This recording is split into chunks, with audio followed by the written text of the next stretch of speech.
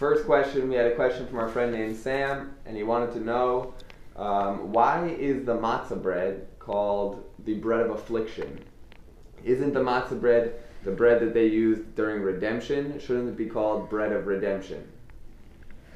That's a good question. The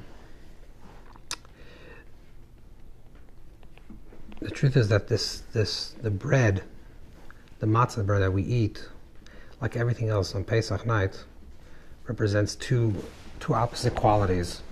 You'll see that the entire structure of Pesach, everything that's done throughout the Seder, everything that's done throughout the entire night, is done with a sense of duality. There's a question and there's an answer. There's a child and there's a parent. There's foods that we eat that are bitter, and there's foods that we eat that are sweet. There's things that remind us of slavery, and there's the way we recline to remember freedom. The matzah itself, which is the most important food that we eat on Pesach today, has the quality of both aspects. It's both an element of lechem oini, which is that it has a bread of affliction. Oini comes from the word poor, and it also has a definition of lechem oini is that it's a bread that we say a lot of oinim l'dvarim harbi. We say a lot of things over it, which means it's the bread that we say the magid, the agad over it. Now, the reason why it's actually called bread of affliction is that there's an opinion by the Even Ezra, it's brought down by the Barbanel. Other sources bring this down, even though Maral writes against it, but we'll get to that in a moment, that they bring down that this bread, the matzah bread, is called bread of affliction because this was actually the bread that Klal Yisrael ate, the people of Israel ate when they were slaves. And the reason why they ate this bread when they were slaves is because this bread is basically very simple. It's a very simple ingredients. It's not anything complicated. You just need flour and water. And it also stays in the stomach for a longer period of time. It takes a longer time to digest. So the Even Ezra writes that this was probably the bread that they served the slaves. The Egyptians, as we know, historically, the Egyptians are the ones that created a way to create, a means to create bread. They were the first people to ferment and learn the art of creating bread. So the slave owners were eating bread, proper bread that was risen, and they fed their slaves this type of bread that was much more simple ingredients, and also ingredients that type of nourishment that lasts in the stomach for a longer period of time.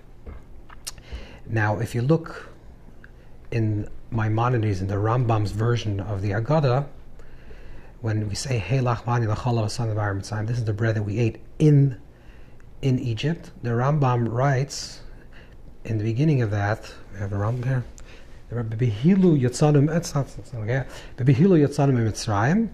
We left in haste, leaving Egypt. In great haste, we left Egypt, and this was the bread that we ate in affliction, which means this is the bread that we ate as we were leaving Egypt. So this bread represents both. The Maharal writes something very, very deep and important. And he says like this, that the nature of this bread, what's the difference between a person that's free or a person that's enslaved? And enslaved can mean someone that's enslaved to another person, or slavery can mean some type of internal slavery, a person that's enslaved to their own emotions, a person that's enslaved to his own instincts, a person that acts reactively. A person that's living in a state of slavery as an eved is someone that's contingent and dependent on other people.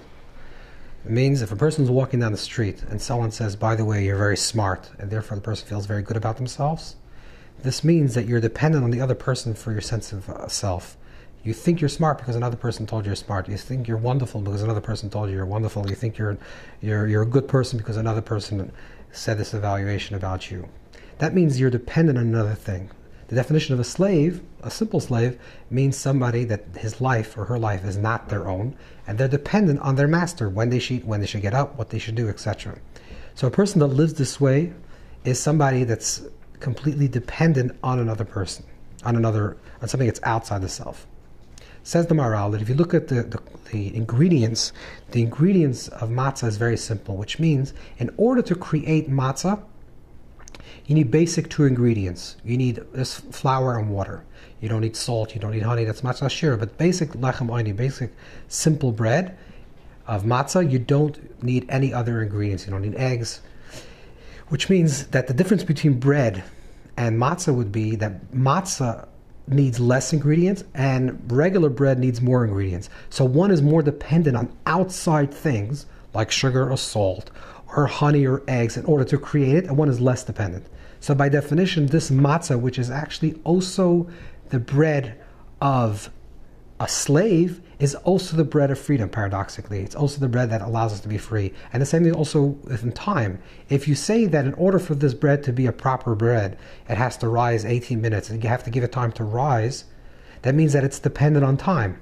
You can't make it quickly, which means that it's a type of food that's dependent on something else. It's not only dependent on the ingredients, but it's also dependent on time.